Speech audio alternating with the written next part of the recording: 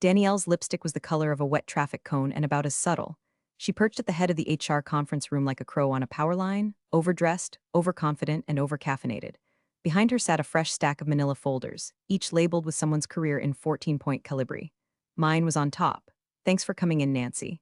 This should only take a few minutes," she said, flashing a tight-lipped smile that didn't reach her eyes. The door clicked shut behind me. No witnesses, no union rep, just me, Danielle, and a framed motivational poster of a mountaintop that read "The future is now." She launched into a monologue so polished it smelled like it had been laminated, words like streamline, organizational synergy, redundant functionality. I didn't even blink. 11 years. I'd seen 3 CEOs, a data breach, 2 acquisitions, and a global pandemic. I'd held this department together with duct tape, compliance audits, and 3 AM risk disclosures. But apparently, Danielle's 2 months at the company and a certificate in change leadership from LinkedIn University gave her the right to swing the axe. "We'll be removing your credentials from the registry today," she chirped, handing me a stapled exit packet like it was a Starbucks receipt. "Per the agreement, your professional liability designation will be terminated immediately." Shouldn't be a problem. Legal already reviewed it. A small red flag waved in the back of my brain, but I tucked it neatly into the pocket of my blazer. I didn't argue, didn't correct her, didn't mention that my designation was the only reason half our government contracts were still insured, or that the policy itself had a clause written in 2013 that made me non-replaceable under current federal guidelines. That would have ruined the show. Instead, I signed 4 pages, initialed the bottom like I was checking off a grocery list. I even thanked her for the opportunity with the kind of deadpan smile that HR usually misreads as closure. If you're still with me, first off, bless your attention span. And second, if you're into these kinds of corporate horror stories where HR accidentally sets the company on fire with a single bad decision, maybe go ahead and hit that subscribe button and tap the like.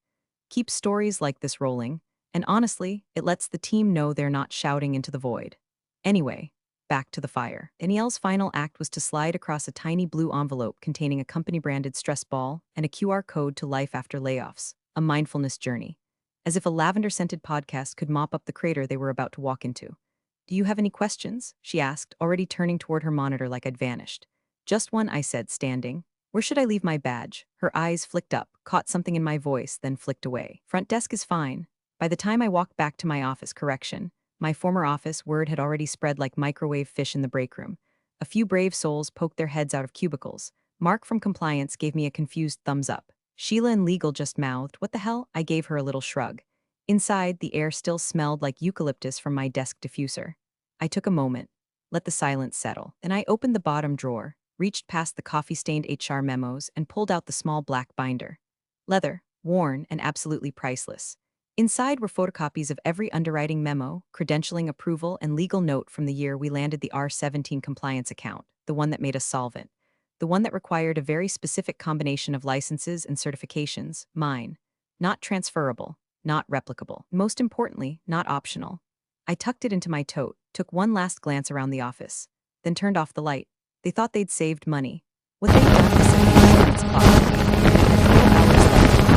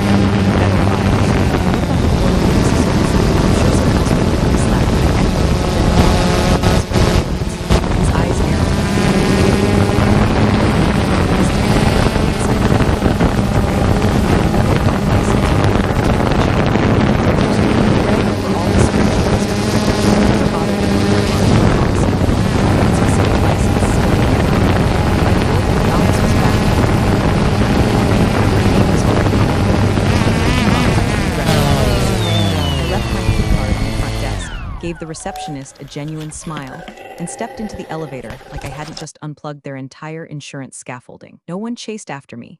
No alarm sounded. Just the soft ding of the elevator doors and the weight of that binder in my bag, quiet, solid, and humming like a fuse. The hum of the fridge was the only sound in my apartment that night, aside from the occasional creak of aging floorboards and the soft, low purr of the tabby I inherited from my sister. I'd poured myself a glass of wine, not celebratory, just quiet. Something red and dry and 3 days open. The kind of wine you drink after 11 years of keeping a company safe from its own recklessness. My laptop screen lit the room in that familiar blue glow. Not the glow of corporate dashboards or contract portals. This time it was personal. I logged into the National Risk Register, a site with all the charm of a DMV form stapled to a blinking cursor. My credentials were still active, still verified, still tied to every policy my name had ever underwritten. Across 5 clients, 3 verticals, and 1 firm that now believed Jason from Juice WRLD could pick up the slack. The cursor blinked. The request to surrender credential tab sat waiting. No fanfare, no ceremony, just a checkbox confirming I understood the implications. Yes, then a drop-down for reason. I selected, no longer affiliated with sponsoring organization. The irony almost made me laugh. They had pushed me out and gifted me this choice, like handing a locksmith the master key on their way out the door. I glanced at the clock, 11:57 p.m., clicked submit. The system churned for a moment. The kind of slow, government-mandated confirmation loop that makes you wonder if anything's actually happening behind the scenes. But then, 11:58 p.m., credential surrender confirmed. Notice sent to associated insurers. Active coverage may be affected. That was the line that mattered. May be affected was compliance speak for y'all are officially screwed and don't know it yet. I minimized the window, opened a new tab, logged into my personal risk monitoring alert system, something I'd set up years ago when I realized nobody at the company actually knew how to read underwriter feedback unless it came with bullet points and clip art. The system hadn't pinged yet. These things take a minute. I sat back. Let the silence settle in again. At 12:03 a.m., my phone buzzed once. A single vibration. I didn't even have to pick it up. I knew what it was. Alert, risk compliance breach coverage flagged, level RED. Somewhere in the insurer's back-end system, a little red box had just lit up with our company's name inside it. Not because someone made a claim, not because of a lawsuit, but because the sole credential holding the entire risk umbrella together just disappeared into thin air. Like yanking out the one Jenga block that looks safe until the whole tower groans. They wouldn't know right away. Not until a client ran a quarterly check. Not until the automated audit cycle pinged the breach. Or the auditors stumbled over a missing designation and realized, oh no, but it had started. I closed the laptop slowly, set it on the table. The cat, sensing the shift in mood, jumped onto my lap and curled into a warm little loaf. I scratched behind his ears, took one long breath, and leaned back. Sleep came easy that night. No tossing, no replaying conversations, no mental spreadsheets ticking off worst-case scenarios. For the first time in months, I didn't carry their mistakes with me into the dark. The tether had snapped, and they didn't even know they were falling yet. Greg always got to the office before sunrise, as if outrunning the financial apocalypse he swore was just over the horizon. He was a creature of routine, black coffee, inbox, Bloomberg, stress. Same blazer every Monday. Same tie rotation. Same oversized desk with the same framed quote from his MBA program. Risk is managed, never eliminated. So when he walked into his office and saw a cream envelope marked urgent policy hold sitting dead center on his mahogany desk, it knocked his rhythm sideways. No sender name, just a bold typed notice inside. Coverage voided pending clarification of risk authority effective 12:03 a.m. His first reaction? Glitch. His second? Legal typo. Third? A new intern playing Mad Libs with insurance letters. He buzzed Sheila from legal. She arrived with a tablet, half a banana, and that usual look that said she'd already put out 5 fires by 7:30 a.m. What's this? He asked, sliding the notice across. She read it twice. And a third time? Well, she said finally, could be a misfire. Sometimes the automated system's trigger holds if a credential update hasn't been confirmed. Greg pinched the bridge of his nose. We did have a credential change yesterday. Nancy, she's gone. Danielle signed off on the removal. Sheila blinked. Wait, they already processed the registry update? Last night, apparently. Who's listed now? She asked, pulling up the system. Greg just shrugged. Danielle said the new guy's certified. Jason? The pause after his name was so long you could have driven a budget deficit through it. Jesus Christ, Sheila muttered. Her fingers danced over the screen, scanning policy metadata like a surgeon hunting for a tumor. There's no replacement credential logged. None, just an open void. Greg's mouth went dry. So what does that mean exactly? It means, she said slowly, that as of right now, we don't have an active credential backing our liability coverage. And by policy language, that voids it. Temporarily, she gave him the kind of look usually reserved for people who ask if planes can still fly without engines. until a qualified, approved risk authority is designated. Yes, temporarily, but she turned the screen toward him. This clause here, Section 9.1, credential must be continuous, uninterrupted, and tied to original policyholder unless otherwise reviewed and reissued. There is no review process logged. They didn't notify the underwriter. And since Nancy's credential was grandfathered in, Greg slumped back in his chair like the room had lost gravity. Across the floor, Danielle was already making her rounds, latte in hand, blissfully unaware that she'd kicked open the wrong door in the wrong century. When legal pinged her, she responded with her usual brand of dismissive sparkle. Just have her re-sign something, she chirped. She left on good terms, right? Just tell her to authorize the transfer until the new guy's certified. She's not answering, Greg said, his phone buzzing unanswered for the third time in 5 minutes. Calls, texts, emails. Nothing. Danielle rolled her eyes like Nancy was being dramatic for not answering a company she no longer worked for. She's not vindictive. Just explain we need a temporary sign-off. She's not obligated to sign anything, Sheila cut in. She's not on staff, no contract, no obligation. Danielle waved that away. Whatever, this'll be cleaned up by EOD. You're all panicking over a technicality. Legal wasn't panicking yet, but something cold had crept into Sheila's voice, something quiet and serious. This technicality affects every single contract with active risk clauses, including federal. Danielle hesitated just long enough to crack her confidence. Fine, she said, grabbing her phone. I'll email her. She'll reply. She didn't. Nancy's inbox auto-replied with a generic, polite message. Thank you for reaching out. I am currently unavailable. Greg stood by his window a little after 10, sipping his cold coffee and watching the parking lot fill. Down there was the same chaos they all woke to every day, meetings, deadlines, petty complaints about stale bagels in the break room. What no one knew, not yet, was that every project marching ahead this morning was walking on air. No net, no insurance, no legal coverage if even a minor mistake popped up. It looked like a normal Tuesday, but the floor was already gone. At 10:47 a.m., the first call came in.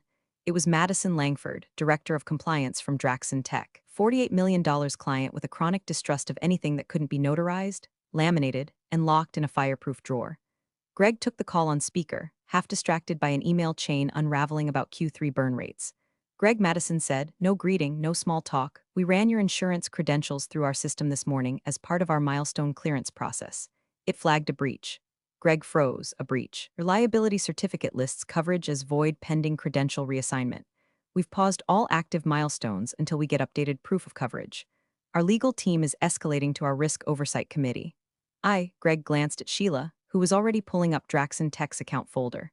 That must be some kind of lag. We've got someone new stepping into the role. I don't care who you plan to have, Madison snapped. Your existing certificate is non-transferable. If you read the fine print, which I strongly suggest you do, you'll see the credential is tied to the policy, not the organization. It expires the moment the named authority is removed, which, it seems, happened at 12:03 a.m. Greg went pale. We'll need a new certificate issued and reviewed, she continued. And until then, all progress, payments, and third-party integrations are on hold. She hung up without waiting for a reply. 5 minutes later, 2 men in blazers and 1 woman with a barcode tattooed on her wrist showed up in the lobby, auditors.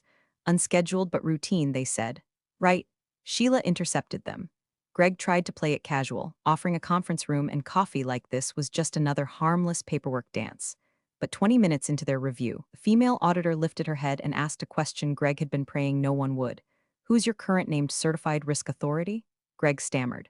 Jason Reed. He's been onboarded. Credential ID? She asked, clicking her pen. Sheila typed, then frowned. There isn't one. It still shows Nancy M. Grayson as the last verified authority. Status, surrendered. The auditor raised an eyebrow. Then this policy is invalid.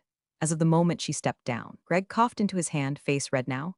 We're handling the transition. It's being processed. It's not a process. It's binary, the auditor said. Credential present or not. You're not compliant. That's a breach. Greg's voice cracked a little. We just need some time to, she cut him off. I suggest you alert your legal team. If even one deliverable lands while this breach is active, you're exposed. By 1:15 p.m., Danielle was in full damage control mode, chewing gum like it owed her money and pacing the legal floor in heels that clicked like a death clock. We have got to get Nancy back on the phone, she hissed. Just offer her something. Anything, say it was a miscommunication. Sheila, now buried under a mountain of policy PDFs, just kept reading, and then she found it. Here, she whispered. Clause 14.3 of the underwriter agreement. Everyone in the room paused. Sheila, read it aloud. Coverage is contingent on the continued certification of Nancy M. Grayson as named Certified Risk Authority. Credential is grandfathered under pre-2010 federal guidelines and not transferable to new appointees without board-approved escalation and direct supervision from the original license holder. Silence. Wait, Danielle said. So, we can't just replace her. Greg sat down like the air had been sucked out of him. Not unless we get her to supervise the new guy, and even that needs board approval. Danielle crossed her arms. That's insane. It's her license. We pay for it. No, Sheila said flatly. We never paid for the license. We paid for her. Outside the conference room, the hum of office life continued. Phones ringing, keyboards clacking, someone heating up tuna in the break room like a war crime. But inside, the atmosphere was pure dread in a tailored suit. Nancy wasn't just gone. She'd taken the whole damn safety net with her. Greg's forehead was slick with stress by the time legal met with him at 4 p.m. His tie had migrated half an inch off-center, unforgivable by Greg's standards, and his blazer was off, tossed carelessly across the back of a chair like it had personally betrayed him. Okay, he said, eyes darting across a spreadsheet projected on the conference room wall, which reports are actually blocked. All of them, Sheila said, voice dry as dust. Anything tied to federal funding or compliance oversight is legally unreportable without active coverage. Greg stared at her, but we've always reported quarterly by the 10th. These are due tomorrow, and they won't be accepted, she said flatly. We can't even log into the secure portal without a verified credential ID, and Jason doesn't qualify. Greg pinched the bridge of his nose. So what happens if we miss the window? You trigger contract noncompliance, Sheila replied, and you lose your preferred partner status on anything federal, which, if you recall, is over 40% of our revenue. The silence that followed felt less like quiet and more like a noose tightening. At 4:16 p.m., a second client emailed. Subject line: Immediate action required project 11,082. Body, due to failure to provide valid insurance coverage, Draxon Tech is suspending all vendor payments pending resolution of breach. Further legal action will be assessed if status remains unresolved by EOD. That was the polite version of you're about to be sued into the crust. Danielle stopped pacing and sat down for the first time all day. Her hands were shaking, not a lot, but enough to notice. This is spiraling, she muttered. We need her back. Sheila didn't look up. Fired her? I didn't fire her, Danielle snapped. I executed a redundancy alignment strategy. Greg barked a bitter laugh. You executed something all right. Danielle glared at him. Don't start. This is a team failure. No, Greg said, voice hard now. This is your failure. You sliced out the one person underwriting our entire risk model because she wasn't shiny enough for your modernization campaign. Before Danielle could reply, Sheila's phone buzzed. One new email. Nancy M. Grayson, to Legal at firm name com, subject. Credential clarification. Sheila opened it silently, eyes scanning, breath catching. Then she turned her screen around for Greg and Danielle to read. Just one attachment, one page. The original memo from 2013, scanned in grayscale, with a signature from an underwriter long since retired and a red-stamped header that read, Coverage subject to Certified Risk Authority, Nancy M. Grayson. Credential non-transferable. Clause 8.7 enforced. No greeting, no explanation, no offer, no request, just proof. Danielle's face lost all its remaining color. She looked like someone had replaced her latte with a live grenade. She didn't send it to me, she whispered, more to herself than the room. Of course she didn't, Greg said, almost pitying now. Why would she? You fired her and sent her off with a branded stress ball. You don't get to ask favors. Sheila leaned back, folding her arms. That clause means we can't legally appoint a replacement without her supervision, and we didn't negotiate any supervision terms in her severance. Greg rubbed his temples, voice low and stunned. So we're trapped. Danielle shot up. No, we're not. We offer her something. Bring her back in, temporarily. 1 quarter. We smoothed this out. She's not asking to come back, Sheila said. She's not asking for anything. She just confirmed the trapdoor you all walked over. Danielle started pacing again, more frantic now. What if she talks to a competitor? What if she shares client names? She won't, Sheila said. She's too smart for that. But if she wanted to, she could end us with one phone call. Greg looked over at her. She won't return our calls, won't talk to HR, won't talk to management. But she did talk to legal. Sheila nodded, just enough to remind us of the clause. Not a word more. They all sat in silence then, watching the red dots on the compliance dashboard spread like a rash across their pipeline. She wasn't negotiating. She wasn't threatening. She was just gone, and she'd taken the firm's entire legal foundation with her. By morning, the only thing thicker than the air in the boardroom was the desperation clinging to Greg's voice. He called at exactly 7:42 a.m., like punctuality might soften the crawl he was about to make. I let it ring 4 times before picking up. Greg, I said evenly, watching the sun creep over my patio railing. Nancy, his voice cracked like a bad hinge. Hope I didn't catch you at a bad time. You did. A pause. He chuckled nervously. Yeah, fair. Another pause, then the real reason. I wanted to ask if you'd consider consulting, temporarily, just during the credential transition. Purely contract-based. Of course, remote, discreet. He was already backpedaling, sugarcoating it like this was a generous favor to me. Greg, I said, still sipping my coffee, the new person doesn't have the credentials. Right, but so there is no transition, I cut in. Just a mess you made trying to replace something irreplaceable. A long, hollow silence. I'm just asking for a temporary bridge, he said quietly. We're exposed. We can't move forward like this. I stared out at the quiet street beyond my window.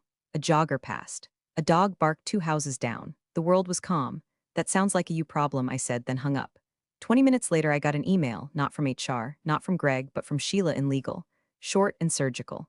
Subject, update risk compliance remediation plan, body. Danielle Murphy has been removed from all insurance-related discussions effective immediately. Legal escalation has been initiated to the board per Clause 14.3 protocol. That told me 2 things. 1, they finally realized Danielle's brand of corporate theater had a body count.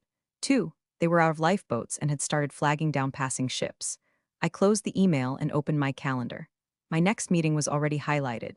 Thursday 11 o'clock a.m. meeting W/Eastgate Advisory Group. Subject, potential strategic partnership discussion. Eastgate wasn't just a competitor. They were the competitor. Newer, sharper, hungrier, and fully aware of the insurance clause that made me the last of my kind. The meeting had been scheduled a week before HR ever called me in, because I knew. I always knew. You don't spend a decade keeping a firm legally afloat without developing a sixth sense for rot behind polished smiles. And Danielle. She reeked of decay the moment she stepped off the elevator with her binder full of buzzwords. By noon, my phone rang again, this time from a blocked number. I let it go to voicemail. An hour later, I got a message from Lydia Tran, former board member, part-time kingmaker, and my old mentor before she got tired of babysitting egos in suits. Nancy, it's Lydia. I've reviewed the file. You were right. You always were. The board wants to speak to you directly. This isn't about groveling, it's about survival. Call me. I didn't call her back, not yet. I knew the longer they squirmed, the clearer the picture became. I wasn't an employee they forgot to appreciate. I was the pillar they bulldozed to make room for a lobby fern. And now the roof was caving in. They could send all the cleanup crews they wanted. But I was already building somewhere else. Somewhere they couldn't reach.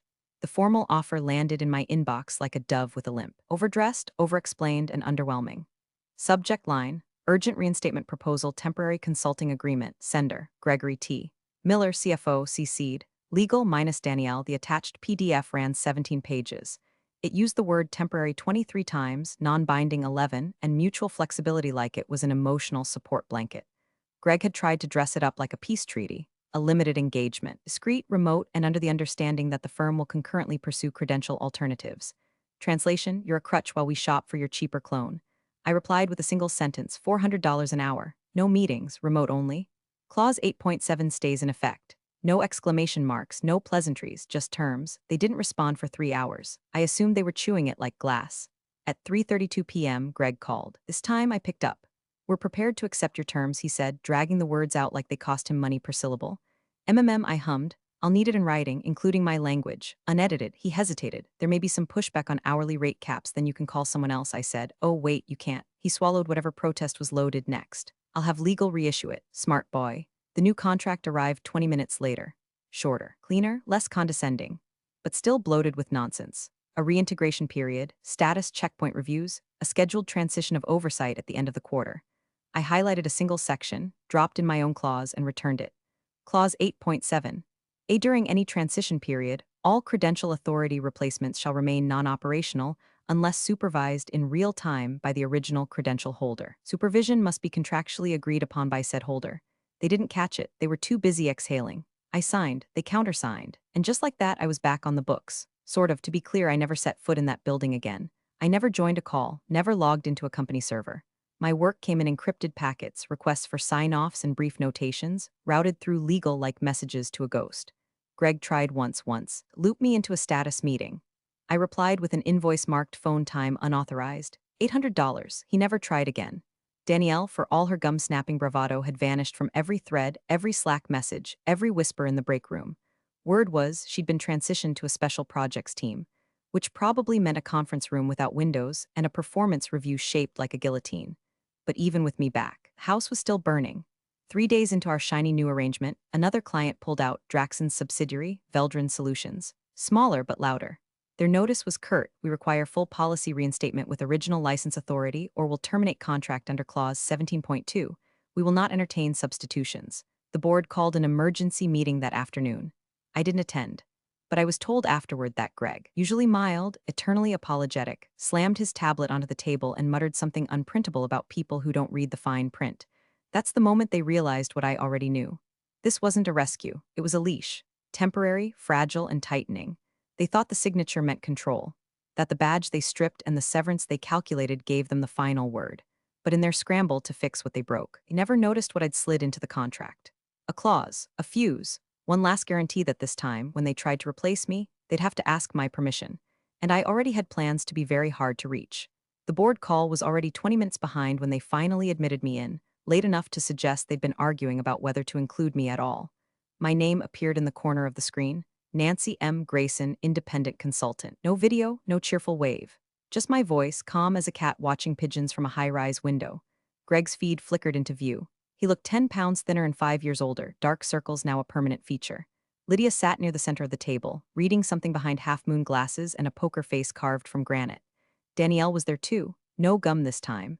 Just a blouse too stiff and a smile that couldn't quite find a landing strip. Miss Grayson, Greg began, clearing his throat. We appreciate you joining this call under short notice. The board has a few questions about our continued exposure and the current limitations on oversight transition. I cut in gently. You're referring to the installation of Jason Reed as the new risk officer? Yes, Greg nodded quickly. As you know, he's completed his certification and is prepared to assume full responsibilities. A few heads bobbed in hopeful agreement. I waited a beat, then another. Then sweetly, well, that does bring us to clause 8.7. The shift was immediate. Lydia looked up, Danielle froze. Greg blinked like I'd just whispered a death sentence. I continued, tone so polite it could have been read at a baby shower. Clause 8.7 of your emergency reinstatement contract clearly states, any replacement credential authority shall remain non-operational unless supervised in real time by the original license holder for a period of 12 months. Silence. Which means, I added, Jason can decorate his new office, but he cannot legally submit, sign, or approve anything risk-related without me watching. Danielle's lips parted slightly, then closed. She stood up slowly, walked out of frame, and didn't return. Greg's pen slipped from his fingers and clattered against the boardroom table. Someone, not visible, exhaled hard enough to jostle a microphone. Miss Grayson, Lydia said after a pause, voice low but steady, I assume you don't plan to continue this arrangement beyond the quarter? I smiled, not cruelly, not smugly, just factually. I assume you've read the rest of the clause, Lydia. You'll need my active consent to disengage it. That consent isn't given today. Another beat of silence. Then I clicked the leave meeting button. No dramatic exit, no sign-off monologue, just a gentle click. The call disappeared. I sat back in my chair, exhaled slowly, and stared out the window as sunlight split the blinds in perfect, symmetrical lines across my hardwood floor. A soft ping echoed from my laptop. Calendar notification, 11 o'clock a.m., subject, Strategic Partnerships Eastgate Advisory Group. I smiled again. Let them keep their scramble, their panic, their puppet risk officer and shredded contracts. I wasn't going back. I was building something they couldn't buy, fire, or replace. And this time, I wrote the clause. Appreciate you sticking around, you legends of the break room. Subscribe for more chaos. Let's make your old managers spill their coffee in fear.